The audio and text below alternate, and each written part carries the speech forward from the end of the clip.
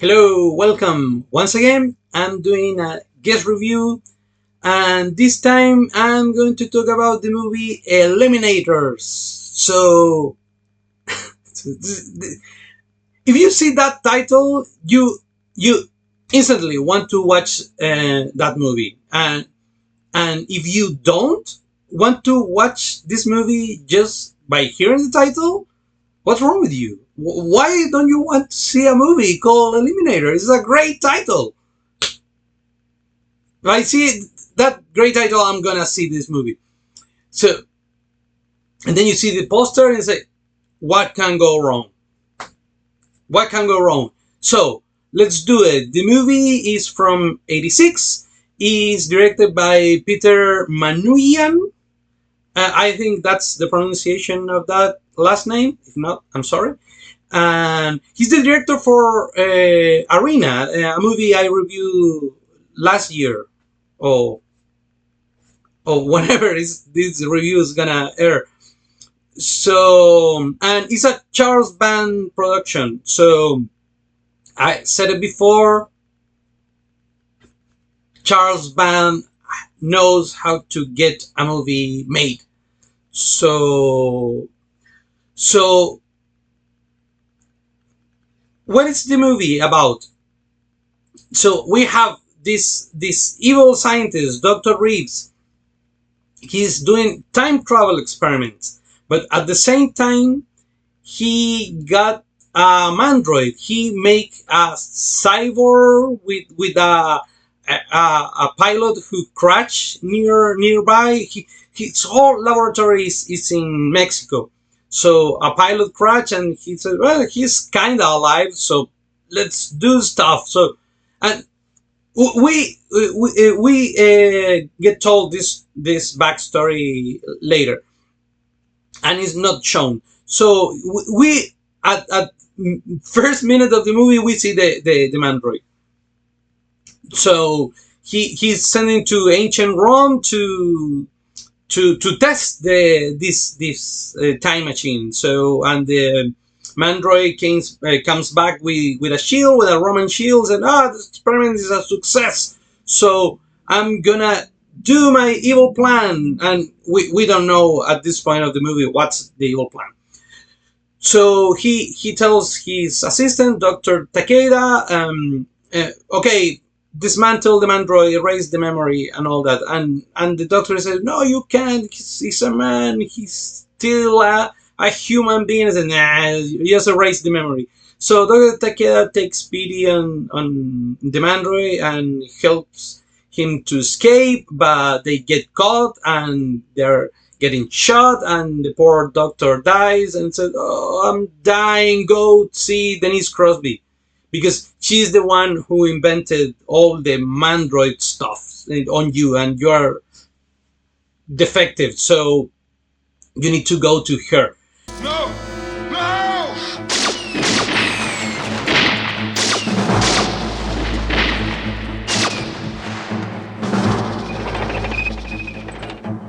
Come on, let's go!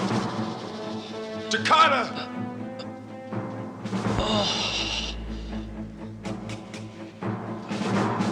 Reeves must be stopped. I'll finish him right now. Oh. One Colonel Hunter. Reeves Space Research. The mandroid goes in search for Denise Crosby. And by the way, the mandroid is using like a tank, and it's like, I'm gonna unmount the upper half of my body and put myself on a tank, and and I know the legs are hiding in the contraption, but it I think it really looks great, and it really seems like we took the top half of a person and put it in a tank, and he's running around shooting. Great. And then he takes himself out and puts his leg legs back on, and I think all of that looks great.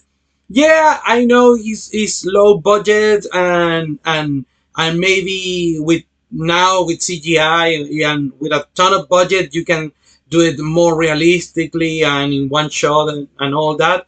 But I think for a low budget movie, this this looked great.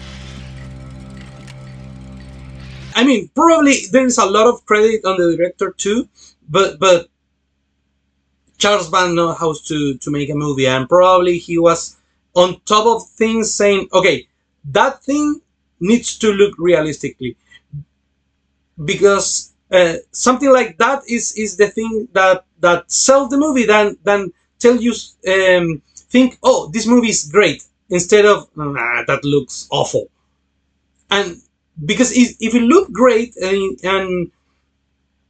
you're on board with the movie, so um, so if it is true, I can, and most of people can do suspense, disbelief, and you can forget like non-realistic stuff. That the special effect is effective is super important. Maybe it can be done better with more money, with more time, and all that, but it needs to be effective. And if it is effective, you're on board with the movie. And in this case, it is super effective, in my opinion. So, okay, he goes to Denise Crosby, and Denise Crosby says, "Oh, I'm gonna help you," and he's like sparkling. He's like, I'm defective, help me." And she said, "Dr. Reeves used my experiment for evil, and I need to take revenge." Look, I want to go to Mexico with you.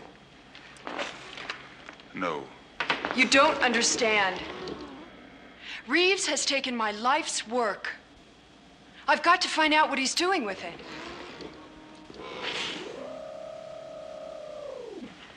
Goodbye, Colonel Hunter.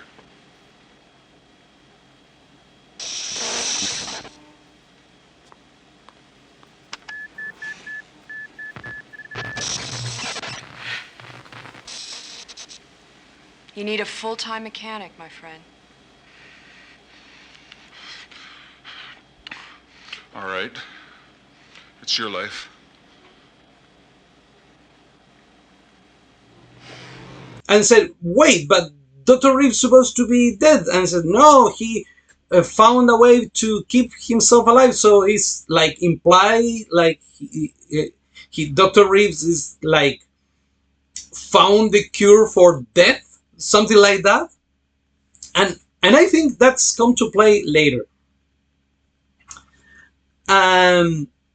So this mandroid said, "Dr. Reeves turned me into a monster, into this mandroid. I don't remember who I am. I'm going to kill this guy to get my revenge." And Dennis Crosby said, "I will help you." So they both go to Mexico, but they need to find a place, and they need to travel by river. So they're gonna hire some some guy, some tracker to take us there, and so this Crosby goes to a bar and say, "I need the toughest guy." So a bar brawl starts, and that's great. They're all fighting each other to get this contract, and we get Harry Fontana, one of our protagonists of the movie. It's all these movies like an ensemble movie, so they're all kind of the protagonists. And he's like a scoundrel. He's like hiding in the fight, and then at the end he broke a bottle of alcohol, and the woman who won the fight, and he rips his shirt. Oh, that was really a tough fight, but I won. I want the toughest guide in the place.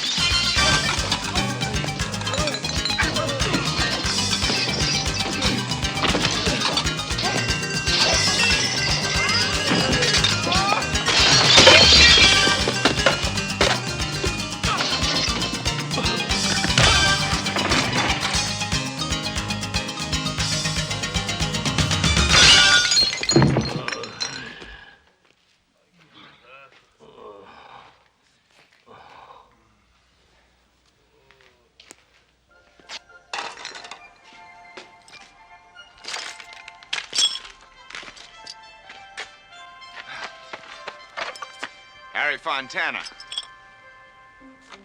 King of the Wild Frontier. He's like a Han Solo character. He's like Han Solo. So I imagine in the script it said, okay, and now they find Han Solo, and I think this character is great.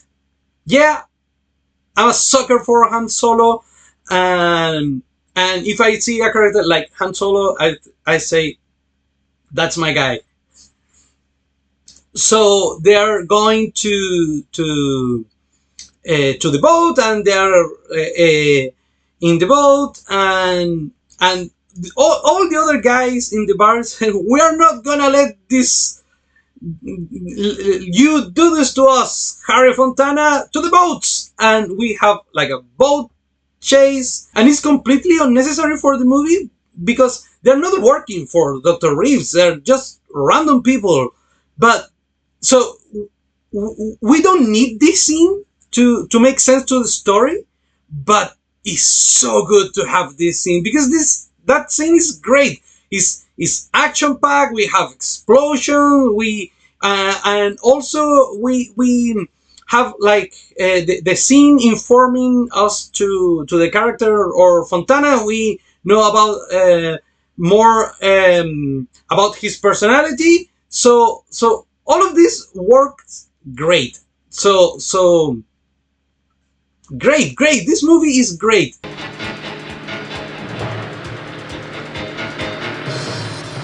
Can you lose them? I'm gonna try.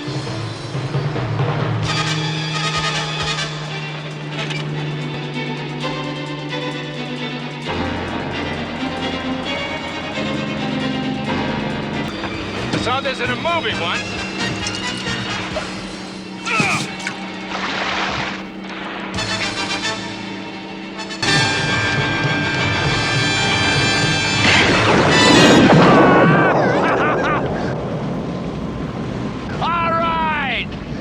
Free.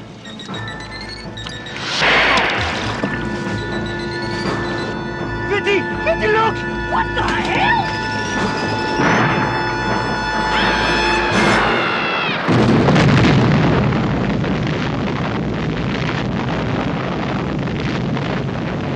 They go to land, and we need to start doing some walking now. So this movie could have been like all of them wandering in the woods for 2 hours, and it will be total boredom.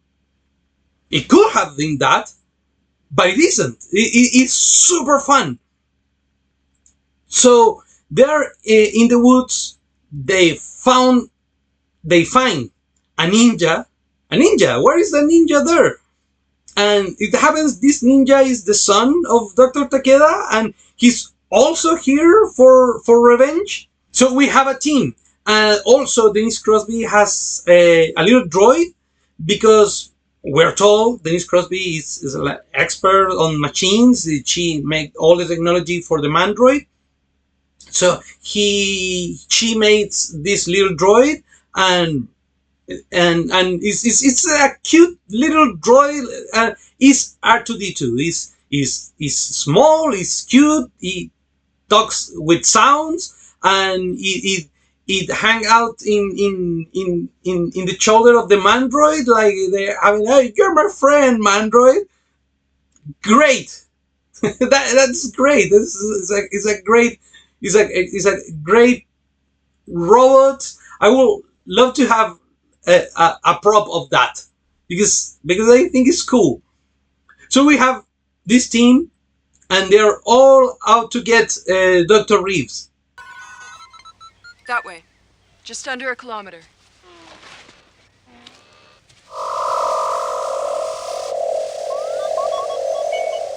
Why does he keep doing that? I guess he likes you. I've never seen anything like you and your friend. But one should expect such things from Abbott Reeves. And then Caveman appear. So if you think this movie is gonna slow down for a bit, you're wrong. So they're fighting cavemen, and I assuming like Dr. Reeves brings to the present, like with this time machine. It's not said, but it's a time machine involved. So probably that's it.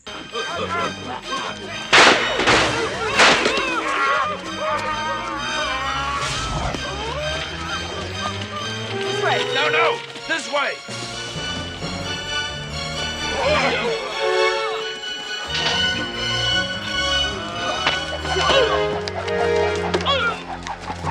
I'm probably thinking, hey, we have this caveman makeup. Let's put it in the movie. Let's put caveman in the movie. We need a fight scene now, so let's put some caveman in the movie. Great. So they infiltrate into Dr. Reeves' laboratory, or whatever, and they discover his plan. He's gonna travel to ancient Rome. He, I don't know, he's immortal, but he can rejuvenate himself. He's like injecting some strange liquid. Probably he's not immortal, but he can prolong his life a long time. So he's gonna travel to ancient Rome with a lot of technology. He wants to become Caesar and change history. So we have to stop it. So that's the final battle. We have in this movie a lot of explosion, a lot of action. It's super fun. The characters are great. Harry Fontana is awesome. He's Han Solo. We have an R2D2. We have a ninja. And by the way, Denise Crosby, she's a super trooper. She's doing everything. She's swimming in disgusting water. She's jumping around. She's rolling on the ground. And 99% sure she's not using a stunt double. She's doing everything herself. So all right. So like she's doing 110% for the movie to be great. So we have great characters, and oddly enough, the I will say the Mandroid character is the least interesting character in the movie, but it's great also. So, like I said, this movie is a ton of fun.